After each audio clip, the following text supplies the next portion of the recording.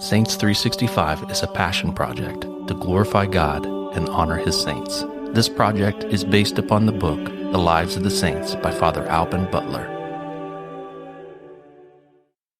July 18th, St. Camillus of Lellis. The early years of Camillus gave no sign of sanctity. At the age of 19, he took service with his father, an Italian noble, against the Turks, and after 4 years' hard campaigning found himself, through his violent temper, reckless habits, and inveterate passion for gambling, a discharged soldier, and in such straitened circumstances that he was obliged to work as a laborer on a Capuchin convent, which was then building. A few words from a Capuchin friar brought about his conversion, and he resolved to become a religious. Thrice he entered the Capuchin novitiate, but each time an obstinate wound in his leg forced him to leave.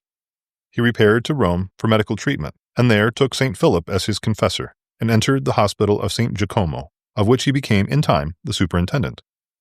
The carefulness of the paid chaplains and nurses toward the suffering patients now inspired him with the thought of founding a congregation to minister to their wants. With this end he was ordained priest, and in 1586 his community of the servants of the sick was confirmed by the Pope. Its usefulness was soon felt, not only in hospitals but in private houses. Summoned at every hour of the day and night, the devotion of Camillus never grew cold. With a woman's tenderness he attended to the needs of his patients. He wept with them, consoled them, and prayed with them. He knew miraculously the state of their souls, and St. Philip saw angels whispering to 2 servants of the sick, who were consoling a dying person.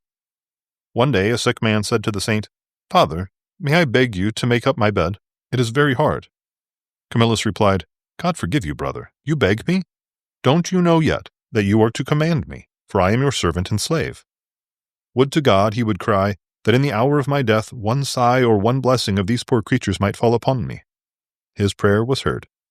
He was granted the same consolations in his last hour which he had so often procured for others. In the year 1614 he died with the full use of his faculties after 2 weeks' saintly preparation.